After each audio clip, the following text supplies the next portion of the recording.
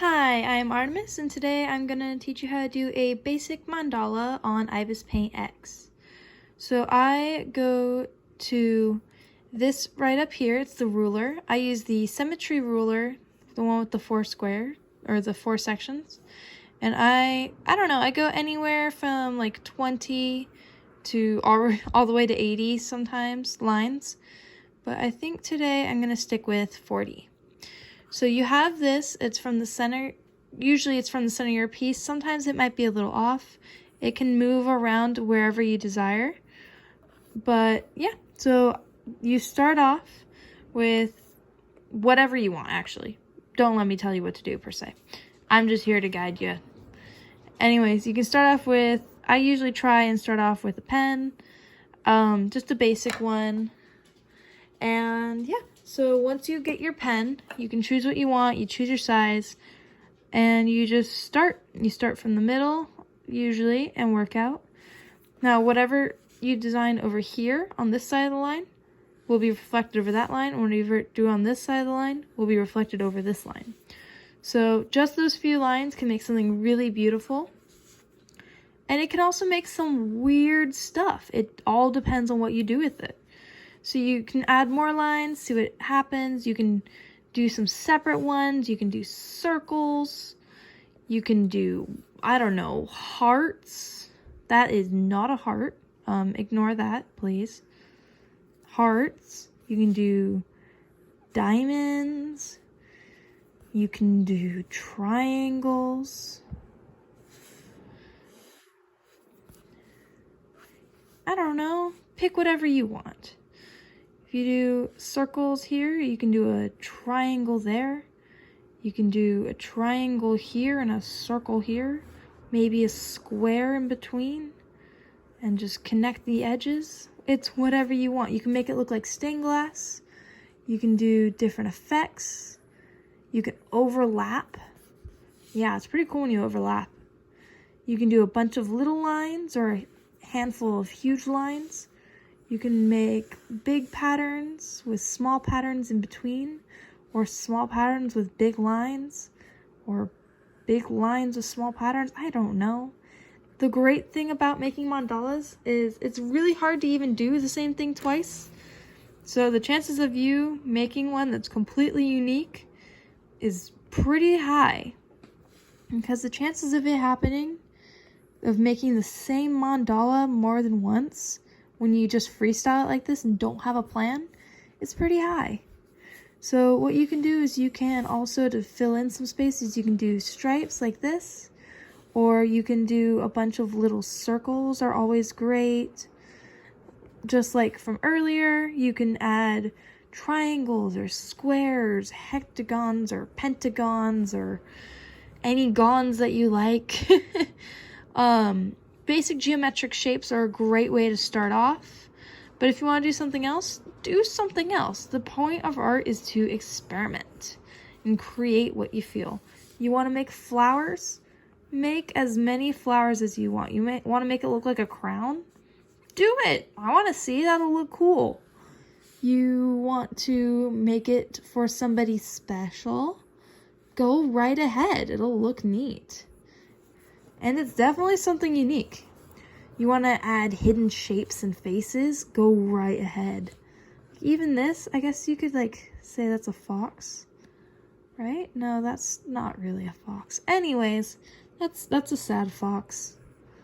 We'll just call that a fox. It's a fox, right? Not really. But yeah, so you can add whatever you want. You want big teardrop shapes? Or, I don't know, a diamond flower? Is that a thing? That would be cool. You can, and all these patterns layer up upon each other so you get something beautiful like this. And you can adventure. You can add vines to it, like this. Even simple ones. Just put a little line through the center. That looks cool, right? I don't know if you think it looks cool. It might. I mean, I'm technically here talking to myself right now, while making this video, so I might not be cool.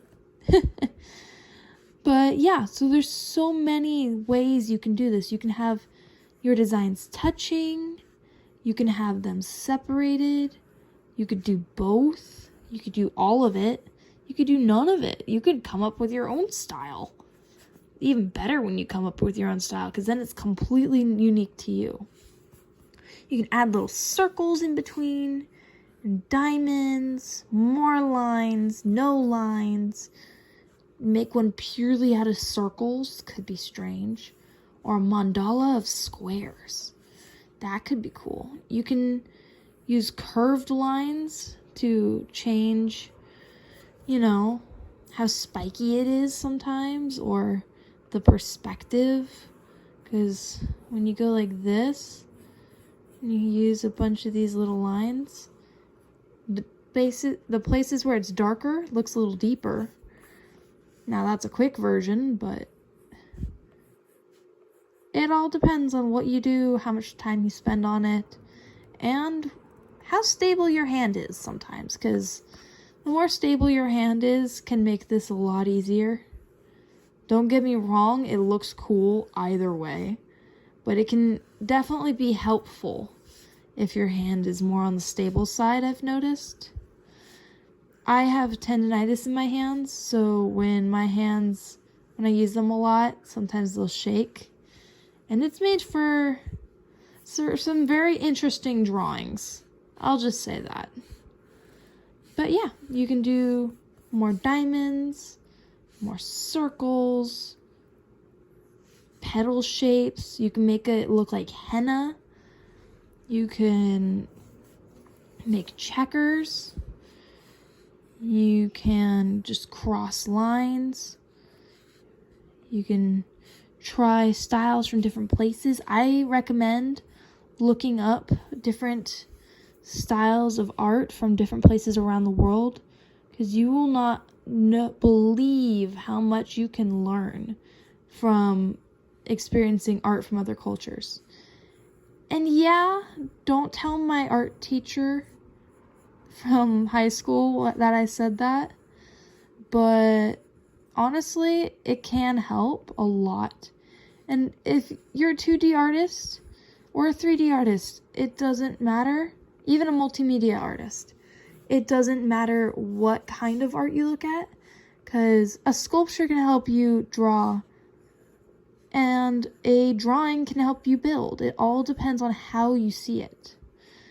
I've noticed the more you do art, you tend to see the world differently, because you look through the eyes of a builder, someone that creates things. So you look at stuff in a way where, oh, how could that be created? How is that achieved? And that is quite honestly really special, because it gives you a different outlook on life, and sometimes you won't even notice it. And it's so unique to each person. And yeah, it sounds cheesy. Honestly, it can be kind of cheesy sometimes. And it's like, if you work on movies for a living, you might always look for the plot in a movie without even thinking about it. Or, I don't know, if you make video games, you'll always think about, oh, how is this done? Or if you read a lot, you'll listen to a person telling you a story and you're like, oh, how's this plot go? I don't know. It's a unique way of seeing for each person. And honestly, it can be really important, and it can change your life.